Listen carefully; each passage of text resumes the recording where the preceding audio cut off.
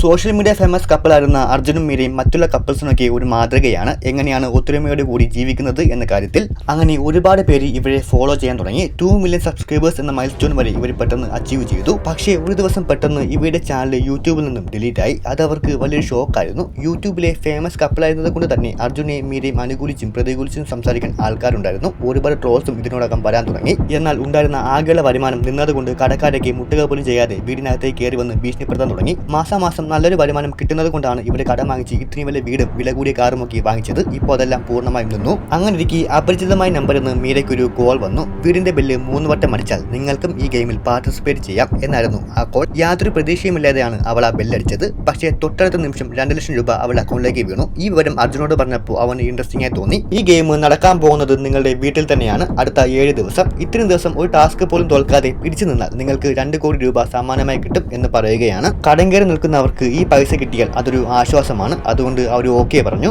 അപ്പോൾ തന്നെ കുറെ ആൾക്കാർ വീട്ടിലേക്ക് കയറി വന്നു. മുഖംമൂടിയൊക്കെ ധരിച്ച് ഗെയിമിന് ആവശ്യമുള്ള സാധനങ്ങൾ അവിടെ പ്ലേസ് ചെയ്യാനും പിന്നെ അർജുനെയും മീരയും മോണിറ്റർ ചെയ്യാൻ വേണ്ടിയുള്ള ക്യാമറാസ് അവിടെ പിടിപ്പിക്കാനുമായിരുന്നു ആ മാസ്ക് ധരിച്ച ആൾക്കാർ അവിടേക്ക് വന്നത്.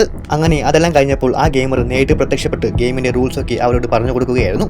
7 ടാസ്ക് കംപ്ലീറ്റ് ചെയ്താലാണ് അവർക്ക് ആ പ്രൈസ് മണി കിട്ടുന്നത്. റൂൾസ് ഒക്കെ പറഞ്ഞുകൊണ്ടിരുന്നപ്പോൾ ഇവിടെ വെച്ചിരിക്കുന്ന ബോക്സുകളൊക്കെ എന്തിനാണെന്ന് അർജുൻ സംശയം ചോദിച്ചു. ആ ചുവപ്പ് ബോക്സ് ഒഴികെ ബാക്കിയെല്ലാം ഗെയിമിന് ആവശ്യമുള്ളതാണ്. നിങ്ങൾക്ക് ഗെയിമിന് ഇടയ്ക്ക് വെച്ച് പാർട്ണറിന്റെ പാസ്റ്റ് അറിയണം എന്ന് തോന്നിയാൽ ഈ റെഡ് ബോക്സിന്റെ അകത്തുള്ള ബട്ടണിൽ ഞെക്കിയാൽ ഞാൻ നിങ്ങളെ പാസ്റ്റിലേക്ക് കൊണ്ടുപോകും. പക്ഷേ പാസ്റ്റോ ഞങ്ങൾക്ക് ഞങ്ങളെക്കുറിച്ച് എല്ലാം അറിയാം, അതിന് പുറത്തുനിന്ന് ഒരാളുടെ സഹായം ആവശ്യമില്ല എന്ന് അർജുൻ സ്ട്രോങ് ആയിട്ട് പറഞ്ഞു. അവർക്ക് ഫസ്റ്റ് കിട്ടിയ ടാസ്ക് എന്താണെന്ന് വെച്ചാൽ നിങ്ങൾക്ക് ഇൻസ്റ്റാഗ്രാമിൽ എന്ത് തരം റീൽസ് വേണമെങ്കിലും പോസ്റ്റ് ചെയ്യാം. പക്ഷെ അതിന് അടുത്ത അരമണിക്കൂറിനുള്ളിൽ 50K ലൈക്സ് കിട്ടണം. കേട്ട പാടെ അർജുൻ ബൈക്ക് തള്ളിപ്പൊട്ടിക്കുന്ന ഒരു വീഡിയോ ചെയ്യാൻ പോയതാണ്. അപ്പോഴേക്കും മീരയുടെ നോട്ടിഫിക്കേഷൻ വന്നു. അവൾ വളരെ ഗ്ലാമറസ് ആയിട്ടുള്ള ഡ്രസ്സൊക്കെ ഇട്ട് ഒരു റീൽ പോസ്റ്റ് ചെയ്തു.